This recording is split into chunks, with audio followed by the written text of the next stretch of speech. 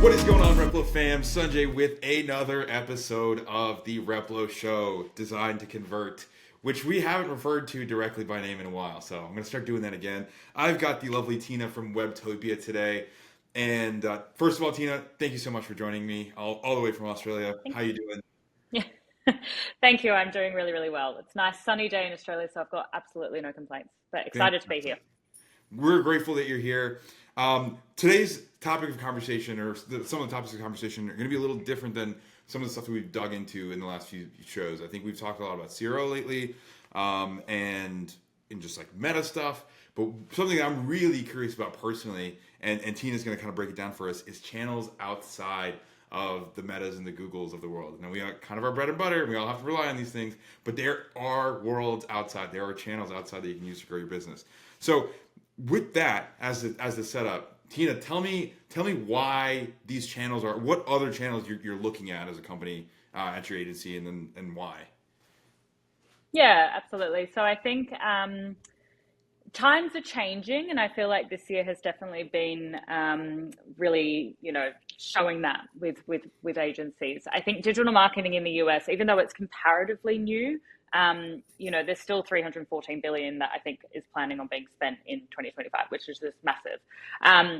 By the actual stats, Google Ads, your Meta, which is Facebook, Instagram, YouTube, Amazon these days, and TikTok, they're all kind of the key players. And I think because Google and Meta have been around probably the longest and they're probably the most solidified, these are always the most popular. So working in agency, I've worked in agency in Australia, London, and North England as well. We always get clients that come to us and just immediately say, let's just do Google or let's just do Meta. These are great. They have changed a lot over the years. I think previously there've been such manual processes, keyword-based advertising for Google, and now same with Meta, everything is kind of that AI-driven platform. And it's really becoming a little bit more hands-off, I suppose, which is what clients see it as. But I think these changes in the actual channels have meant that times have shifted a little bit, and we are kind of thinking, can we rely on two channels in 2026? Is that kind of putting all our eggs in one basket? And are we potentially leaving money on the table if we just focus on kind of two big players? I think with like TikTok, especially, there's like 136 million users and Pinterest has 87 million users, which is fast becoming quite popular. So if you're not looking at other channels, that's a lot of users that you're missing out on as well. So I think there is money being left on the table. It really depends on the brand. So I think for me personally, the kind of previously working with agency, it would always be Meta and Google. That was just the go-to. But I think now we're signing clients onto other packages outside of that, just based on what their needs are, what their budgets would be, and just kind of looking at their target audience and where that audience is sitting and ready to spend their money. So yeah, I think it's exciting. But I think it means that there's definitely some plans in 2026 to diversify that portfolio a little bit more and not kind of just rely on Meta and Google. As good as they are, I'm still a fan of Meta and Google, don't get me wrong. It's a love-hate relationship with Meta. I was Yeah. trying to give people access to our own ad account earlier today, and they've added like 7 layers of approval you have to go through. Not including Yeah. all the bugs, but they are great. Yeah. I am. I mean, yeah. I'm really curious to dig into this a little bit more, specifically because, all right, so I'm going to dissect a couple things. I want to start with TikTok, and Yeah. the most common thing that I hear when I say, hey, you should think about starting to spend on TikTok is, my brand isn't, or my buyers aren't on TikTok. That's like the most common things. Like, people that my product just doesn't work right for it. I've kind of got mixed thoughts about it, but I'm curious to know how you approach TikTok in general, recommending it to your clients, etc. Like, what's the thinking process there? When does it work? When does it not? Yeah, I think it kind of comes in two waves. So there's the brands that come on and they say, I don't want TikTok because it's not my clientele. And then we have brands that come on and they're just like, yeah, let's just run it. And it might not be the right fit for them. I think TikTok, it historically probably was a platform that was a lot younger demographic. It's very fast content. And I think that's something that brands really need to consider. If you don't have the capacity with a creative team that can pump out videos and, make sure that these videos are hitting trends. And I guess, be a little bit more relaxed in terms of maybe moving away from the brand, pretty aspect, then maybe it's not the right platform for you. But the things that I love about TikTok is the algorithm. I think it's so clever. And if I see something that I love, as a woman who's 29, it can show on my friends' feeds if they're on the platform, even if they're, male and 40. So the algorithm is really clever in that way, that it might not necessarily be your market to start off with, but if there's interest there, it can slowly kind of filter out and trickle into the right people. It looks super native as well, which I think is fun, and brands who do it really well, it just works and it looks great. And I genuinely think that's, single-handedly, TikTok has kind of changed the way we've done marketing. It used to be really pretty and, creative teams would spend hours kind of doing these designs and making it all nice and everything. And then now it's kind of that more organic, personal feeling. There's a brand in the UK, or a business in the UK, called Sheer Luxe, who completely paved the way for this type of content, where it was the founders and the people who work for the company, they are the team that are doing the marketing, and they're the ones that are selling the products. And they're not even selling the products, they're just doing fun videos that make you kind of relate to them and kind of want to buy from them, or find out more. So I think TikTok has shifted quite a lot, and it is changing the game. And also, something which I was surprised about, is that the actual age demographics on TikTok, it's pretty much a 50-50 split. So a lot of people think, I'm a beauty brand or something, I can't go on there, it's all just like men, or it's all just women. It's a pretty even split, which is quite good. So yeah, I think it's just about digging in a little bit more and kind of using the algorithm in your favor as well. And to dig in, and you said this is something you had, some customers were like, my buyer's not on there. Some agency clients, my buyer's not on there. Others are like, let's do it, but not for them. Do you typically see that filter out from like a price point or like product positioning perspective? Like, what's the math that you have to do, or the calculus you have to do to like figure out if this particular product or offer is going to be good for TikTok? Yeah, I think it depends on whether the brand wants to, one, focus on TikTok Shop. If they want their product to be on TikTok Shop, which I think a lot of brands should probably do, they need to think competitively, where does my product sit in comparison to everyone else that's in that market? We worked with a hair care brand who was coming on and was really keen on Pinterest, just because that buy, or the average income of a buyer on Pinterest is usually a little bit higher. It's a bit more polished, it looks nicer, and they're a bit more of a luxury kind of hair care brand. Digging into a little bit more, 50% of their buyers were men on Pinterest. I think the split between men and female is a little bit lower anyway, so there was that opportunity there. We also saw that the type of video that they were able to produce was really strong, and they had a really strong kind of founder-led story. And that's something that you can really relay on TikTok as well. So I think as far as kind of, looking at whether it's going to fit or not, you do need to consider kind of your budgets and your average order value and things like that. But I don't think it's something that you should just completely get away. Even if it's not necessarily doing TikTok ads first, I think you should have a bit of an organic kind of build up and profile before you kind of delve into TikTok ads, if you're just wanting to see how it performs. Okay, that makes sense. And then I think one of the things that I have to kind of rewire my brain is you can run TikTok ads independent of being on TikTok Shop. And that's probably, yes. I think the price point thing kind of comes from a place of TikTok Shop, which is a little bit, I would imagine that the landscape is a lot different than just like running ads on TikTok. Yeah, I kind of see TikTok Shop as quite, I'm probably not going to shop for jewelry that's $500 on TikTok Shop. I'm probably going to go somewhere else for that. However, I have definitely bought things from TikTok Shop which have been kind of in that kind of mid-price range. And I usually find the best videos are the ones where they go into the store and they're like, my God, like this is, $30 in store, but it's actually $25 on TikTok Shop. And you're like, well, I'm just going to buy on TikTok Shop. And the shipping's quite quick as well.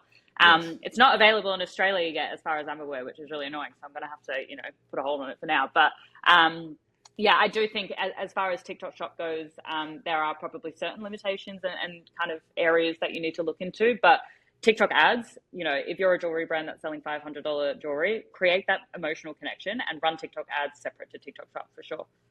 Okay, I love that. Just as a completely random, I mean, related, but an aside, Yep. the standing desk that I'm currently using, that my big computer is set up on, I bought for $150 US on TikTok Yes. Shop, and it was the first How time I ever. good. I was so, like, I was personally, I don't buy anything from TikTok Shop hardly ever. My fiance, on the other hand, I've got literally 4 packages on the door that are from TikTok Shop. Yeah, Yeah. so I do get stuff off of TikTok Shop, but I was like super skeptical, like this thing's never gonna show up. It was $150 that I just kind of like lit on fire. Oh well, but like not great. Yeah. And it showed up in 2 days, and I was very very Yeah. surprised. And on Yeah. on the separate side, like on the TikTok ad side, like I'm a marketer. I go out of my way to click on ads and like look at ads. The best ones that I've seen, I think, and I think you alluded to this earlier, the best ads that I've seen on TikTok feel like really great organic posts. Those are like, Yeah. it just feels very native to the platform. And I think it's made, I want to believe that it's made most marketers better. Like we're forced to build better content for the platform. Do you have to spend a lot of time coaching your clients to like make better organic content in general, but particularly for TikTok?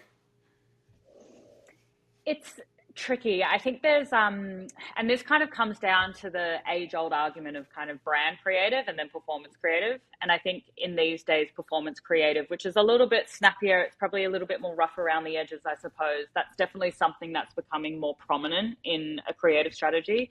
And a lot of clients probably have gotten so used to brand creative, and also a lot of these businesses, they are their babies. They don't want to, drift away from what they've worked so hard on and make it look a little bit rough around the edges. So there is a level of coaching involved. But I think the brands that have done the best and that we've worked with have just kind of been like, you know what, I'm going to make sure that I'm myself. I'm going to be really organic. I'm not going to make sure it's like too polished. And if it works, it works. If it doesn't, what's the worst that can happen? It's not going to, completely break the internet. So I think it's just about getting comfortable. And, it's similar to kind of like posting on your socials or something. Like everyone's going to be a little bit awkward about it for the first couple of times. But the more you do it, you just kind of get more comfortable, and you'll start to see the rewards come through. So yeah, there's a little bit of coaching involved.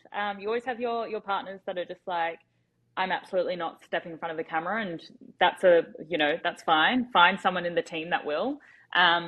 But then you also have your partners that we have who are absolutely fantastic. Jane Wynn is a brand that we work with and have worked with for a number of years. And Janie, the founder, incredible in front of the camera, but her whole team behind the scenes, they also get in front of the camera as well. And yeah, it makes our job a lot easier. I'm sure it does. Yeah, like I'm the guy in front of the camera for Replo. Like the founders, they're like locked in. Most of the time, RCO occasionally does a video or two, but sometimes you gotta go get that guy or gal. There's always someone, and there's nothing wrong with that. I think no. So my philosophy on this, and I'd love to get your opinion on this. My philosophy is every business should be doing video content in some form, and if you're not the one who's doing the video, like you need to find someone who is. But it also doesn't have to be like people in the video the entire time. Like, sometimes it's just B-roll shots with like an interesting like text hook or whatever. So curious to know with video specifically, is that like do you think like most companies should be doing this too? Video is so important. Video is so important. And I think it comes back to how Meta is shifting at the moment with their Andromeda. Right now, Meta, back in the day, you could put in, 60, 70 creatives, and, you'd make iterations and it would all be very tiny little changes like backgrounds change and things like that. But Meta will now put entity IDs on creators that will deliver to a particular audience. So if your creatives end up looking relatively the same, and remember, this is a bot that's doing it, so they're not clever enough to kind of notice a slight change. They will put the same entity ID, and then you're reaching that same audience because it recognizes that will go to that particular person. So it does make kind of your statics and your GIFs and things like that, well, not so much GIFs, your statics and your carousels and things like that probably a little bit limited. But I think for video, they definitely prioritize this. As long as the first 3 seconds, I think it's 3 to 5 seconds of that opening video is different, then it will get a different entity ID, even if the remaining, minute is the exact same. So what we really recommend to our clients is when they're doing kind of UGC content or getting videos from influencers, get about 10 different opening hooks that we can use for different audiences, and then the rest of the video can be the same, because the features and the benefits and things like that you talk about afterwards, they'll be the same, but it's that opening hook that we want to change. And that way you've got a number of videos that you can just put into it, and they're all going to be delivered to the exact, to different people, which is really important. So yeah, I think there's a bit of a new era of kind of that storytelling, and video is so important. And in a world where we're scrolling so quickly, sometimes a static is not going to cut it. You need something that's going to kind of jump out at you when you're doom scrolling. Well, and this would be a fun moment to transition into talking about Pinterest, which from my personal experience, and I haven't used Pinterest in a while, so I'm a really bad person to talk about this in general, but has largely been very curated, beautiful imagery, completely different audience. How do you think about Pinterest on a macro basis? Like conversion, like are people getting sales on Pinterest? Like what's happening over there? I have no clue. Yeah, Pinterest is interesting because I think they're still at that kind of early stage where people are getting comfortable with them actually being like a conversion-based platform. I have been a big user of Pinterest for ages, planning everything on it. And what I love about it is that I'm planning on Pinterest before I'm even thinking that I need to buy something for it. I'm getting inspired by it. And I think that's what Pinterest can come into your marketing funnel really well for, is you're getting in front of audiences early and being top of mind, so that they might not necessarily convert on that first touch point, but they will remember your brand from an ad that they've seen on Pinterest, and then hopefully convert down the track as well. They've got such precise targeting options. It's super cost effective as well, comparative to kind of your Meta and things. I know we're getting into that period where CPMs are going to go crazy. So it can definitely be kind of that full funnel strategy that people aren't usually really keen on. And weekly users of Pinterest actually spend about like 40% more than non-users. So their pockets are full. They're ready to spend and dig deep. It's just about having the right kind of creative strategy on it. And I think Pinterest has such good support in terms of what creatives to run to what stage of the funnel and things like that, because they're really pushing for that full funnel strategy on Pinterest now. Okay. But to dig in on the fact that this is like a really great discovery top of funnel tool, what funnels are you at Webtopia, like, kind of prioritizing? Is it like, if let's say it's like a supplement brand or something, is it listicle advertorial style content where it's educational? Are you going straight for the sale? Like, how do you think about that overall?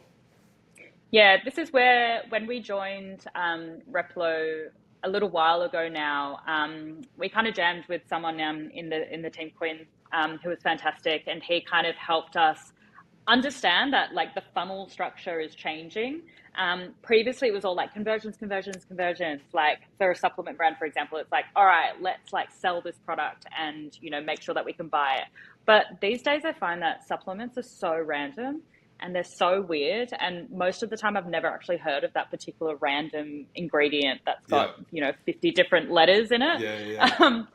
So there's education that has to be there, and if we're avoiding that education, we're just diving straight in and the person's not ready to buy yet. So what we do with Replo is we make sure that education piece is early and it's exciting. And that's done through kind of your awareness campaigns, your reach campaigns on the Meta side of things, or whatever platform you're running, and then sending them to kind of those listicle style landing pages that I absolutely love, and creating a little bit of hype around the product. So that you can bring them down the funnel and they can say, okay, great, like I know exactly what that product is and what it does. And then now I'm kind of ready to understand, well, how will it benefit me? Like, do I need this yet? And that's where you can get quite crafty and kind of go down the path of like, okay, so this is going to fix this person's problem, and this is going to fix this one and this one. And you can kind of branch off into all these different areas, which I kind of love doing.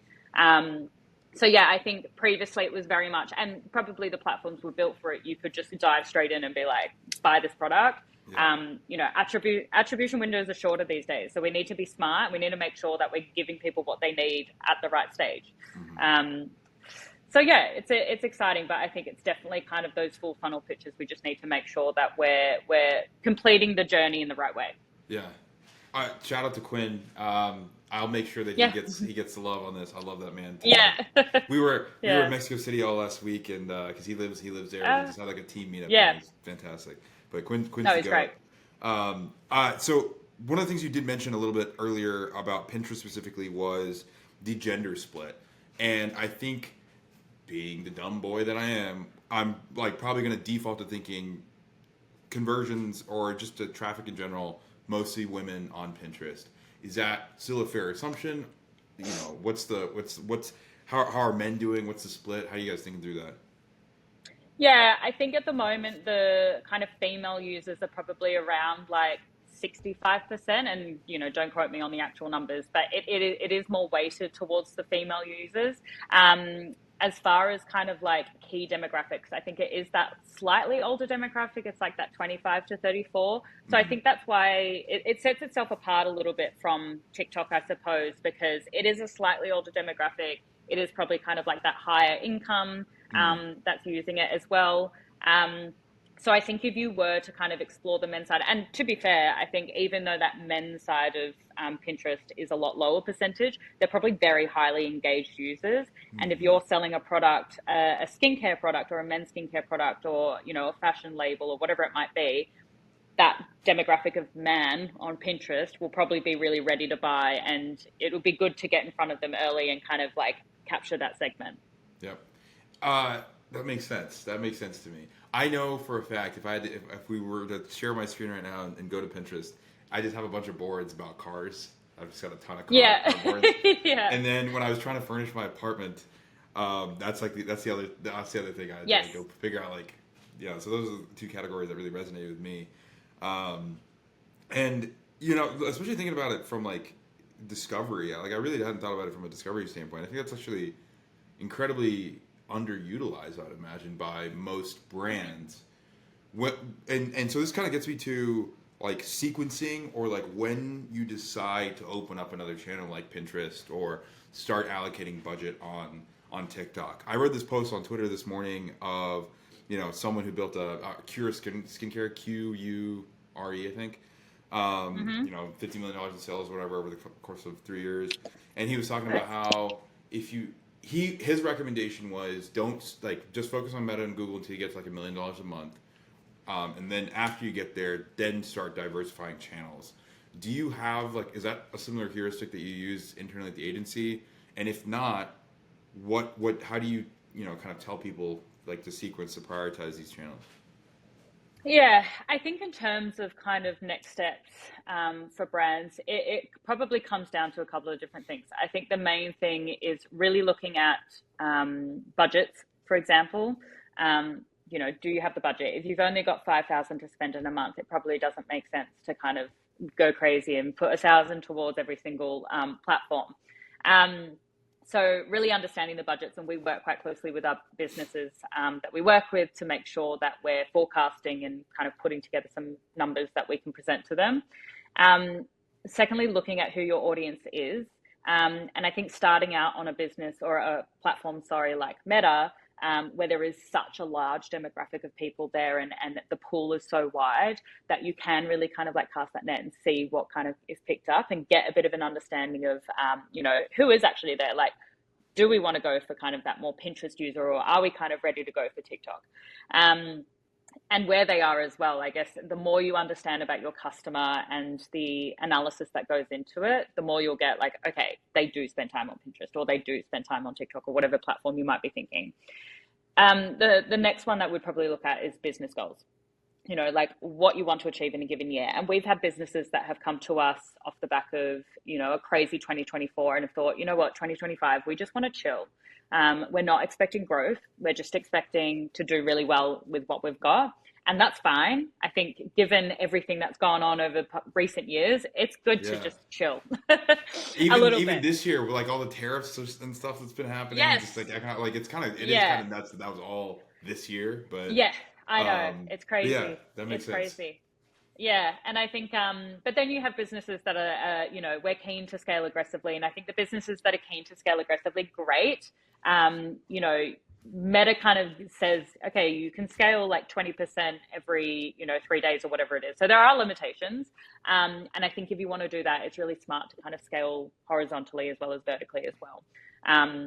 So if you are a business that has the budget and is ready to kind of like jump in, at Webtopia, we kind of do the heavy lifting of looking into the analytics and making sure that we can actually do it. And put together some forecasts, and then we'll kind of go from there. But it really is kind of dependent on the client, I suppose. But we're always keen. When you say that horizontally scaling, do you mean like other, like you're essentially duplicating like campaigns or ad sets, like that level of tactic, or are you saying like different channels? Different channels, yeah. Different I mean, channels, you okay. can obviously within like a specific platform, obviously looking at those horizontal scaling as well. I do think that Meta is wanting you to consolidate a lot more, so you're probably not going to have the ability to do that as much these days. However, with the kind of other platforms, testing the waters with Pinterest, like it can be that kind of early conversion piece, or looking at TikTok and just building a bit of like a brand reputation that you can kind of push. And again, I think as well, in terms of diversifying, it doesn't have to be ads to start off with. If you start to really focus on your TikTok organic side and getting that feed up and creating a bit of a brand presence, that will make the ad side of things a lot easier when the time comes around. So there's little things that you can do in the back end just to get things set up. One of the things, as part of the sequencing question or set of questions is like timing of activation. And what I mean by that in this context is specifically, we're filming this on October 27th. It'll be probably a week before this gets out. Prime Q4 BFCM craziness, right? And we're going into what I hope to be a successful BFCM for everyone listening. Should they be having these conversations now? Should they be thinking about, like, maybe they've got some sort of plan ready for BFCM? Maybe, I'm sure a lot of people are still kind of firing from the hip too. For those people, should they be thinking about, okay, in November, I should allocate, if I have the budget, I should allocate something to TikTok or Pinterest today? Or is this something that they should wait and do later? I think it depends. If you've got a good strategy in place and you're prepared, like, go for it. It's completely up to you. But if you're kind of just like, oh my God, like everyone's doing it, I better just dive in and I've got to do this, like, don't do it. It depends on the platform. So with Meta, the CPMs are going to be high. So you are starting your strategy probably in the worst time, in a very competitive market. So you're really dipping your toes in a very deep pond. In the case of Pinterest, absolutely, but I wouldn't start Pinterest ads now as a kind of Black Friday piece. Start it as a New Year piece. Then you're ahead of the competition, where you're thinking, okay, great, like I've started my ads. Start thinking about New Year, New You, which is such a big piece on Pinterest. People are kind of, going through whole regeneration and things like that. So you can start it then. And get ahead. And for TikTok, I think definitely if you just want to start on the organic side of things, 100%, like get some videos out there, just start to, test the waters, so that when you kind of come into that January period, you've got a bit of an understanding of what works and what doesn't, and you can go into it. But it is such a competitive time that, be warned, it might not give you the best insight into how you could do. But I guess it could potentially give you some good results. So well. on the Meta side, knowing that the most expensive CPMs are going to be really all year, it's only going to get more competitive. Everyone's trying to sell some stuff constantly. What if you were to build like a forecasted plan, or more so? Let me back up and not say forecasted plan, but actually like a strategic way of thinking. To be able to grow despite all of like the high CPMs, despite all the competitiveness. Like obviously for most industries, I think it'll kind of die down. Things get a little easier, a little fresher in January. But if you were like hypothetically, if it was only ever going to get more and more competitive in whatever you're selling, how would you tell someone to think about their like growing their business in that world? Maybe primarily just on Meta, just to start. It's kind of throwing everything at it. And I think we're kind of seeing that now, where it is only just getting more competitive, and it's only going to get a bit, crazy from here. And things are changing all the time. I mean, like Meta's coming out with different features and AI things and all of that kind of stuff, that I do think that if you get the opportunity to jump on these early, like do it. Test things. The only way that you're going to learn about your business and about your customer is actually through testing. Yeah. And I think using the people around you. So in the office, using those people around the desk and things who know your business the best to get that content and that video. But also like partnership ads and UGC content. I think people really forget about UGC content and having that ready to go. And Pinterest, and TikTok and Meta, they've actually got creator marketplaces, so you don't have to go out there and kind of like find people and negotiate and go through that whole process. They've got platforms that can do it for you, which is great. So I do think it's just kind of making sure that you're jumping on these trends as soon as possible, not kind of hesitating, making it work for your business, of course. But yeah, utilizing the platform and utilizing the AI that's being provided to kind of, test the waters and get ahead of the curve as well. The whitelisting thing and the partnership stuff is like, so that's been top of mind for me lately. I've got some buddies who run the company called Refunnel, which helps like collect all this stuff. Yeah.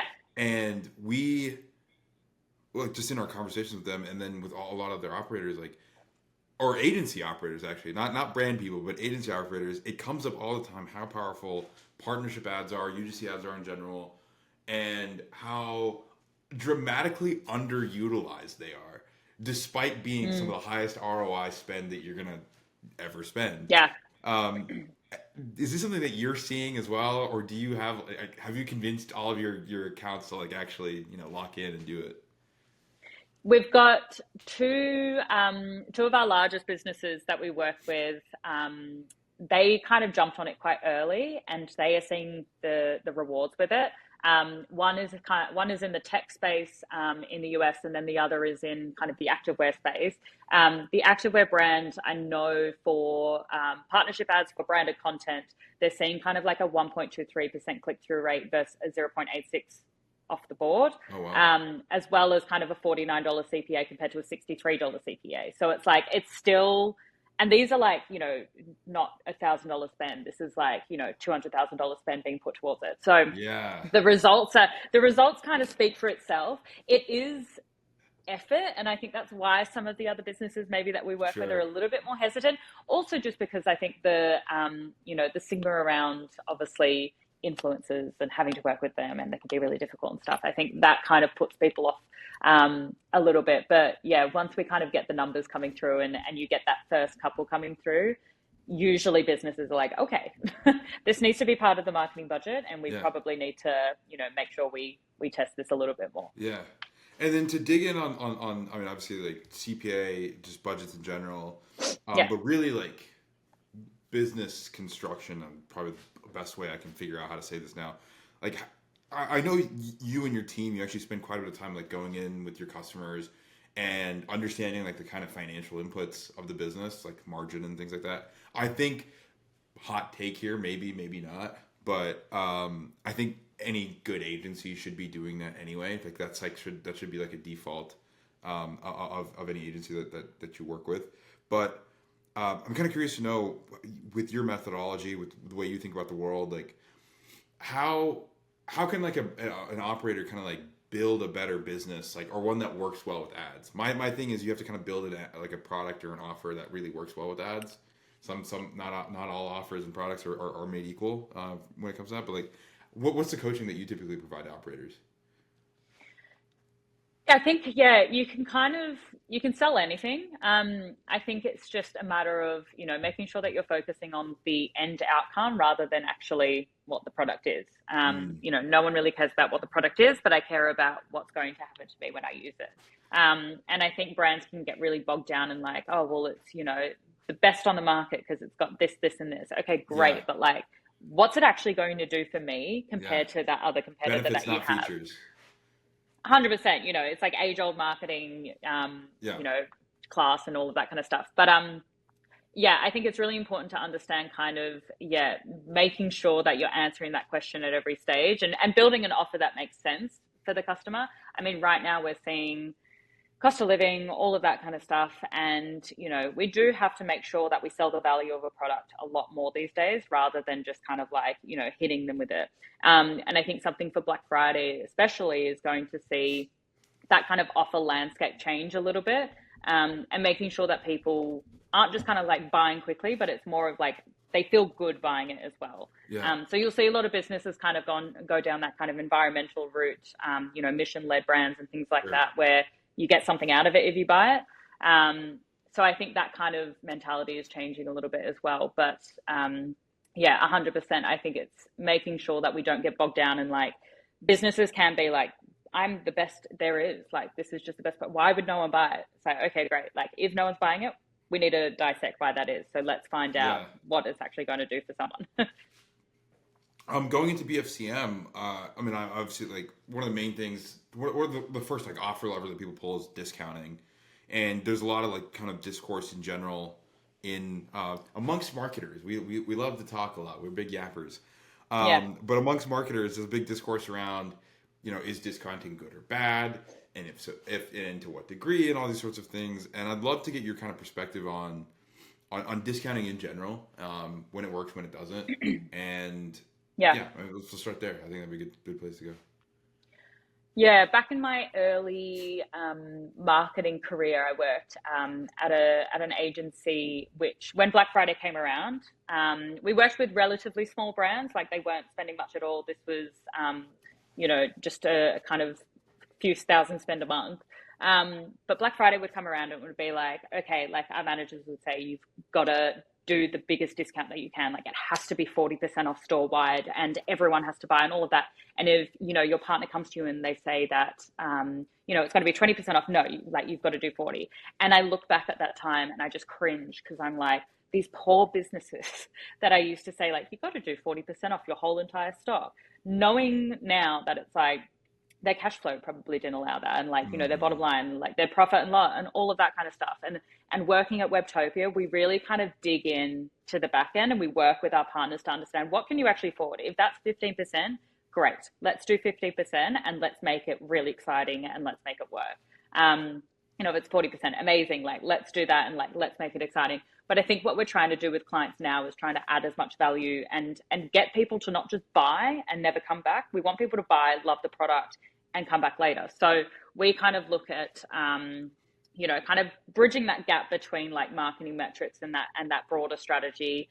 Not trying to chase those like really cheap CPMs and, strong ROAS numbers, like actually understanding where's the business sitting at the moment, what's our lifetime value? How can we actually, make this work? And how can we make sure the business is, surviving and thriving post Black Friday? Because a lot of businesses will just see Black Friday as like, I need to sell everything and that's it. Mm-hmm. And then Black Friday ends and it's like, oh my God, like I need to now recoup all the money that I've lost during Black Friday. And it's just, I think it happens so much these days. My personal goal is in everything that I do, if I can be profitable in 30 days, so spending $1 million a day at a 1.2x ROAS instead of like spending $10,000 a day at a 3x or a 5x ROAS. Like I think, there's still a lot of education. I think most operators in general need to know, like in terms of the finance behind scale. But it's like it's a completely different ball game. You have to know your numbers well, and it's also like you have to build a kind of a better business. The off season work in terms of like outside of BFCM, I think is how do I get better terms with my suppliers? How to get better rates on shipping? How do I get like there's all that work that actually, if you do that, it's like eating your vegetables. If you do that, then the fun stuff, the marketing, you can actually take more risks. You can spend more budget. And you can like have a lower like ROAS target or like an aimer target to hit and still be like really successful. It's just my hot take, and I think like most large businesses would agree. Oh yeah, 100%. I think as well we're kind of moving away from like ROAS targets and things like that. It's more like, okay, what's your new customer acquisition cost? Like let's focus on that. Your ROAS might be 1. But as long as your new customer acquisition cost is like solid, okay, great, like we're profitable. So it is, 100%. It's so important to kind of like delve in and make sure that you're getting the right numbers to start off with, and working with your agency or whoever it is that you're working with to kind of understand that.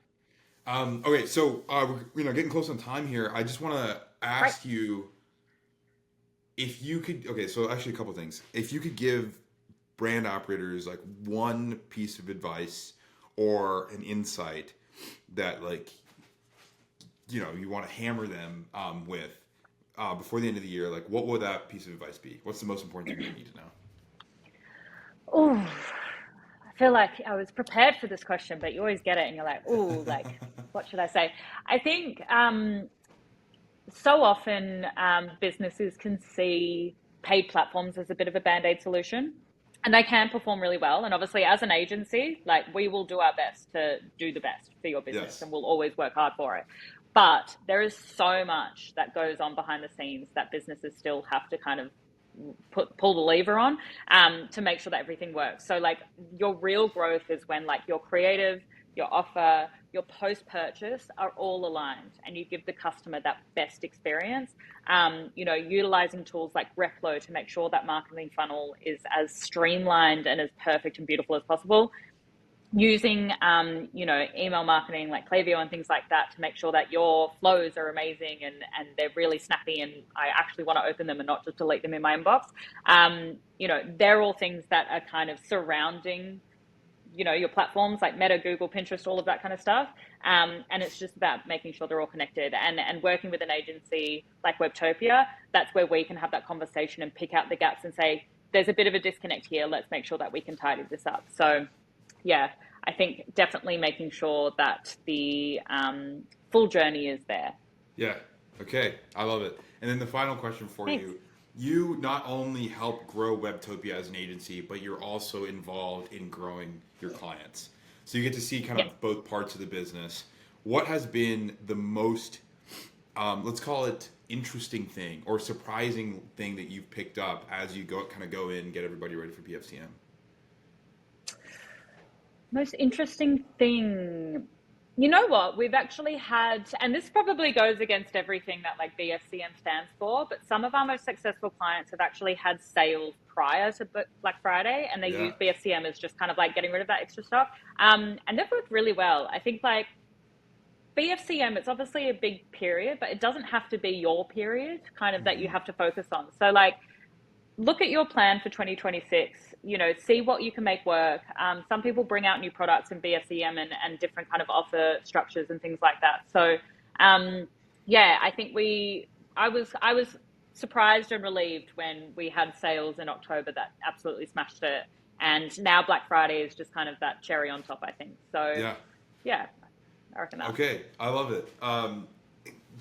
Big takeaways from this, figuring out new channels. I hope anyone that listened to it, watch this, you have kind of a framework on thinking about like when you should activate channels like TikTok Shop separately, and then Pinterest, among other channels. There's a million and one others. There's like native advertising and Snapchat and all these things. But hope you learned that. Really like offer structure, BFCM, inside of BFCM, outside of BFCM. A lot of really great learnings here. My big takeaway from this is I'm just like really jazzed to continue building with you and the Replo Webtopia thing. The partnership has been fantastic. I'm just like really, really stoked to have you on this. I want to do this again. Next time, what we should do is we should do a deep dive on one of our customers that we both share. But Tina, thank you. I know it's early morning in Australia. I appreciate you jumping on. Thank you. But thank you for being on the podcast. Great to have you. Thank you so much. Thank you so much. It's been great. All right, everybody. We'll see you on the next episode.